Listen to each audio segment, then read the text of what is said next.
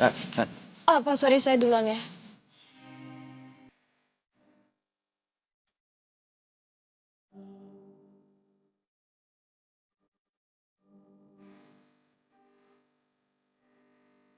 ternyata Kala masih marah. Dia belum benar-benar maafin aku. Gimana kalau Kala benar resign dari kantor? Kala bukan cuma aspek yang bisa diandelin, tapi teman yang ngertiin aku juga.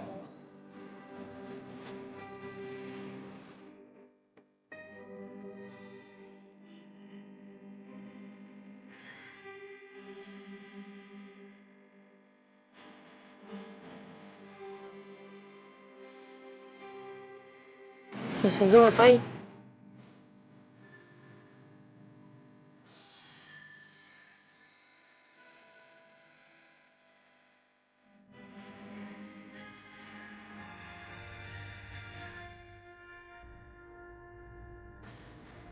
Mas Kenzo mau ngapain?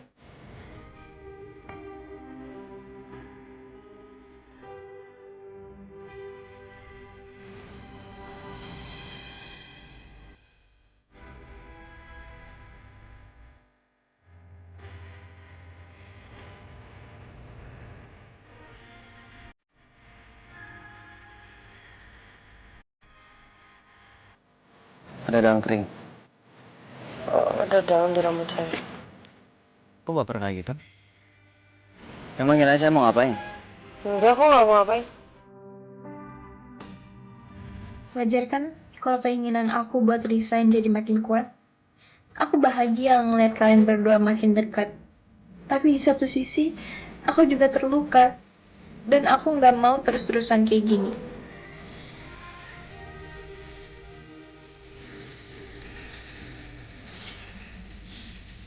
Apa kamu kayak Iya, Mas.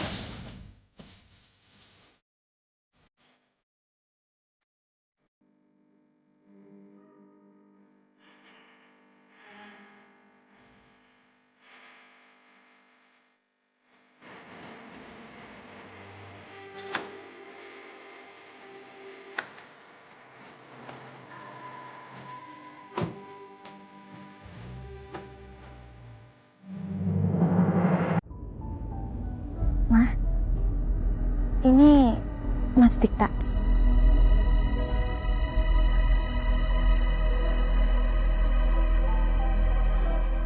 Mama udah pernah ketemu kok sama Dikta. Siang, Tante. Siang. Kalau dari kelas sosial, Dikta memang jauh lebih baik dibanding Ivan. Tapi karena dia anak sambung Cynthia, aku nggak mau dia pacaran sama Aurel. Aku nggak mau besanan sama Cynthia.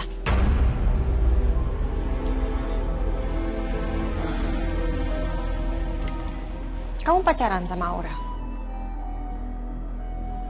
Enggak, mah kita nggak pacaran kok. Saya sama Oral cuma sebatas rekan kerja doang, Tante. Bagus. Sebaiknya tetap seperti itu. Karena kalau kamu sampai pacaran sama Aurel, saya nggak setuju.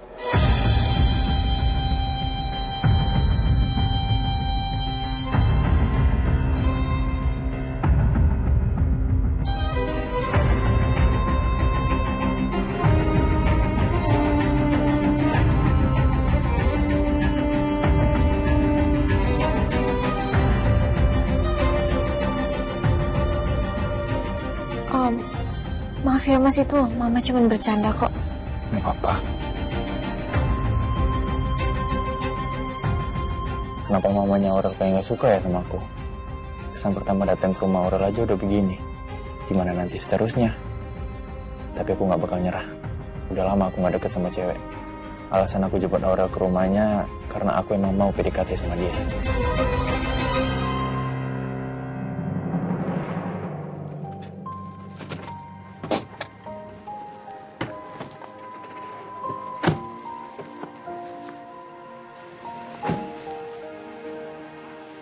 Mas Kenzo kenapa berhenti dan turun? Saya bisa kok ke kantor sendiri.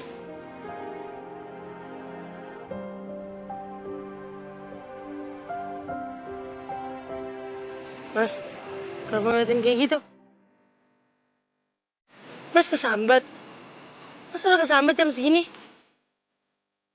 Sebenarnya dari kemarin ada sesuatu yang pengen saya ungkapin ke kamu. Udah di ujung lidah saya tapi nggak tahu kenapa susah banget mengungkapinnya. Iya, ngomong aja Mas, emang kenapa sih? Emang susah banget ungkapin sesuatu. Saya takut ada yang marah kalau saya ungkapin ini ke kamu. Halah, Mas Kenzo kan tahu saya nggak punya siapa-siapa. Gak ada yang marah juga Mas Kenzo. Sebenarnya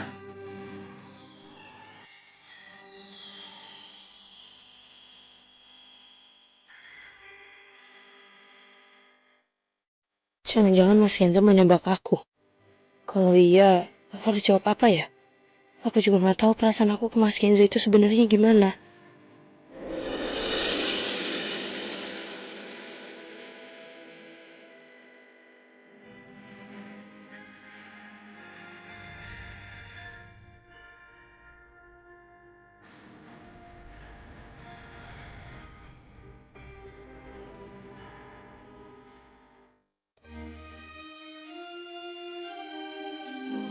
ini sebenarnya unek-unek saya dari kemarin.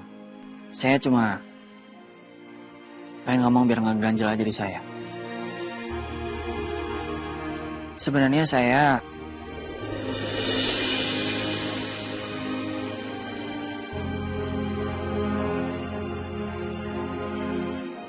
nggak setuju kalau kamu jadi kurir delivery setiap hari di kafe kamu.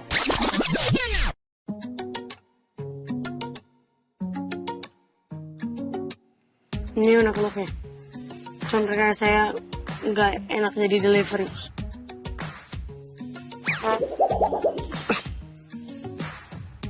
Iya, ini unek-unek saya Mutiara. Kamu kan bilang kemarin kamu pengen bikin SIM buat jadi kurir delivery di kafe kamu. Tapi saya takut kamu kenapa-napa. Mungkin kamu yang model lancar bawa motor, tapi kamu belum tentu bisa bawa motor jalan besar Mutiara. Tapi kalau nggak dicoba nggak tahu. Lagian juga nggak apa-apa lah. Saya mau jadi kurir karena gara-gara Mas Kenzo juga. Saya jadi kurir delivery gini. Kok jadi gara-gara saya sih? Siapa yang kerjanya tiap hari nelfonin kafe terus bilang, saya mau makan tapi orderannya saya mau dianterinnya sama perempuan nama Mutiara. Perempuan yang nggak punya SIM sendirian di kafe itu, perempuan yang nggak bisa bawa motor, perempuan yang kalau kemana-mana harus naik ojol. Daripada saya harus terusan naik ojol, jadi mending saya punya SIM, terus nanti motor kafe dipinjemin ke saya, akhirnya saya bisa ke kantor buat nganterin makanan Mas Kenzo. Ini semua karena Mas Kenzo minta saya nganter.